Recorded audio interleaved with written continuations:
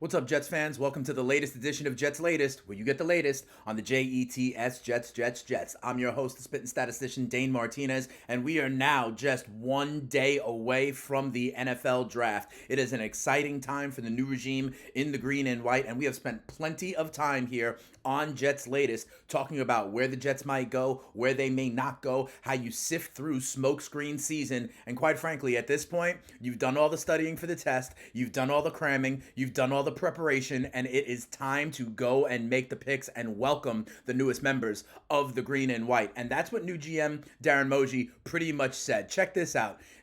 He was talking about what the Jets are actually looking for in the draft. I've been talking about this culture that he and new head coach Aaron Glenn are looking to build here at One Jets Drive, and this is what Moji had to say.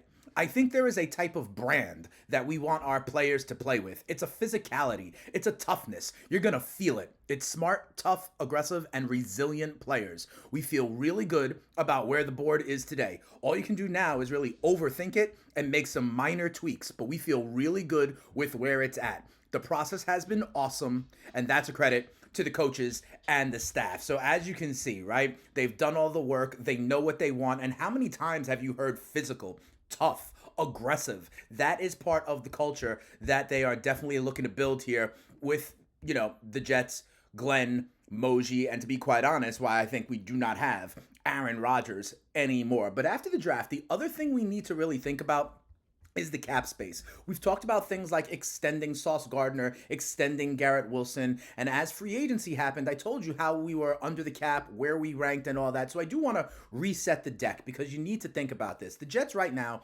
are $27.5 million under the salary cap.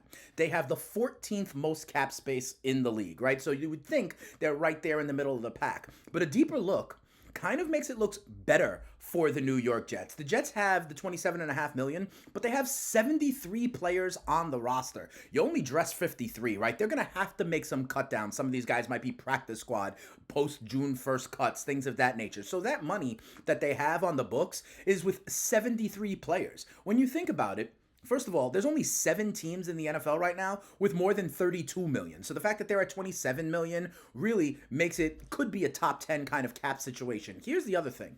Of the 13 teams, remember I said they're 14th in the league with the 27.5 million. Of the 13 teams that have more cap space, only 7 of them out of the 13 have 73 players like the Jets. A lot of them have far fewer players. So when you look at it that way, again, it looks like the Jets have a top 10 salary cap situation. For example, the Jaguars have 29 million to the Jets 27.5, but they only have 59 players on the roster. The Jets have 14 more players on the roster and only 2 million less under the cap, right? The Chargers, for example, they have 29.8 million, so $2 more million than the Jets, but they have 65 players on the roster. 8 fewer players than the Jets. Similar, the Seattle Seahawks, they have 36 million, so $9 million more under the cap, but they have 69 players, so 4 fewer players. Similar with Vegas, who has 42 million, but only 70 players. So when you look at it that way, and when you project what it will ultimately be, the Jets do, in fact, have a top 10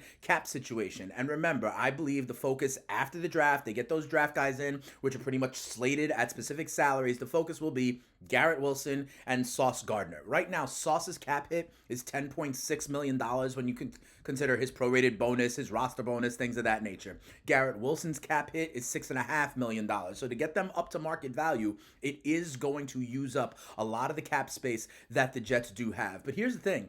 I looked into this even more, and part of the reason I like what Glenn and Moji are doing, they're bringing in all these young guys, right? But they're also bringing in most of them on 1 or 2 year deals. That also builds the culture, the competitive, the talented, the young culture that we're talking about, but it also gives the Jets flexibility moving forward. I'm telling you that they're $27.5 million under the cap for this year. It's even better when you look at the cap for next year, okay? For 2026 right now, the Jets are $102 million under the cap with 40 players under contract for next year, okay? That is the 6th most cap space in the NFL, and only one team in the top 5 that has more space has more than 29 players on their roster. The Jets have 40 players on their roster with that much space. By the way, that one team is the Tennessee Titans, who have 34 players on their roster. Nothing close to the 40 players that the Jets will have under contract next year and the $102 million of cap space. So, they are doing this in a way that maintains flexibility. They are doing this in a way which is allowing them to have anchors in the culture and really then go out and, depending on where they need, depending on how it plays out in 2025, really add the pieces to continue to build a contender. I do believe that obviously Sauce, obviously Garrett Wilson are going to be some of those pieces, but the Jets and their cap space look good for right now to be able to extend their guys, maybe add some veterans as a sprinkle after the draft, and kind of position themselves for next year. Well, the time has come. And because the draft is in fact tomorrow, I am going to make my official predictions. And if you've been here with Jets Latest the whole time, you know where I think we are going to go. But that's part of the reason why I gave you that Darren Moji quote up top. How many times did he say physical? How many times does he say aggressive? How many times did he say tough, right? To me, I think that is a clue. I'm going to read that tea leaf to mean the Jets are going to build through the trenches in the top of this draft. Forget about Tyler Warren. I don't think the tight end is the way to go. I've been talking about how it's a deep tight end class. I've been talking about guys like Kyle Pitts, Dallas Goedert, Mark Andrews, who could be those veteran sprinkles acquired via trade, right?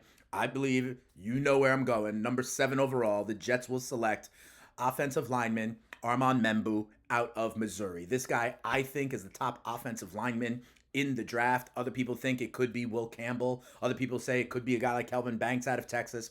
Campbell, I think, is going to go number 4 overall to the New England Patriots. And heck, if they take Membu, then I'm going to take Campbell, okay? But I think it is the offensive line, Armand Membu. This guy, 6'3", 314 pounds. He had a PFF grade of over 90, okay? At a 90.6 PFF grade. That is really at the top of the charts. He only gave up 3 sacks in 3 years at Missouri, and he tested out really well among offensive linemen at the combine. His 40 time, second best among offensive linemen. His vertical jump, third best among offensive linemen. His broad jump, best among offensive linemen. So I think it is going to be Membu, but if you've been with Jets Latest, you know that I've been saying that for a while. And as the time has gone on, I've really thought, at first I thought it was going to be tight end maybe in round 2. Guys like Mason Taylor, guys like Ferguson, guys like Arroyo. But Taylor has been moving up draft boards, and I believe now that there's more flexibility on how they can address tight end. So I think at number 42 overall, they're going to continue that mantra of tough, physical, aggressive. And I think they are going to go with Tyleik Williams, the run-stuffing defensive lineman out of Ohio State. 6'3", 334 pounds. Remember, they did sign Coward, they did sign Nandi, but this has been a need for the Jets to try to stop the run and put a big plugger up next to Quinnen Williams, who is obviously a guy who could rush the passer, do it all as a Pro Bowl defensive lineman. Remember, I also talked earlier in the week about Will McDonald and Jermaine Johnson as these young edge rushers that the Jets have. But Williams was good for Ohio State, especially in terms of run defense, right? 8 tackles for loss, 2.5 sacks, 46 tackles. He's known to kind of have good nimble feet, even for a man his size. I do think the defensive line is that position of focus. Tyleik Williams, I do believe, will be there. And remember, he is another Ohio State Buckeye. I know he wasn't on the roster with Justin Fields years ago, but again, making that comfortable for Justin Fields. I do think they're bringing in a ton of Buckeyes. You know, they got Garrett Wilson. They brought in Josh Myers. They have Ruckert as well. And so I think Tyleik Williams is going to be the pick. That is my official predictions for rounds 1 and round 2 of the NFL draft. Armand Membu and Tyleik Williams to continue that tough, physical brand they are going to build within the trenches. That's this episode of Jets Latest. You hear what Moji has to say. I think you guys can be excited because the Jets are in financially good terms moving forward, whether it's veteran sprinkles or even looking as we build for the years to come. And that's where we're going to go in the NFL draft. But We are going to find out for sure starting tomorrow. It is an exciting time. Make sure you watch this video, like this video, subscribe to Jets Latest, and tell a Jets fan friend to tell a Jets fan friend. And if you want to hear more from me, the spitting statistician Dane Martinez, as always, I'll let you know, I am the host of the FTN Fantasy Show over on Sirius XM Channel 87, the Fantasy Show. We're going to be talking about all sorts of things.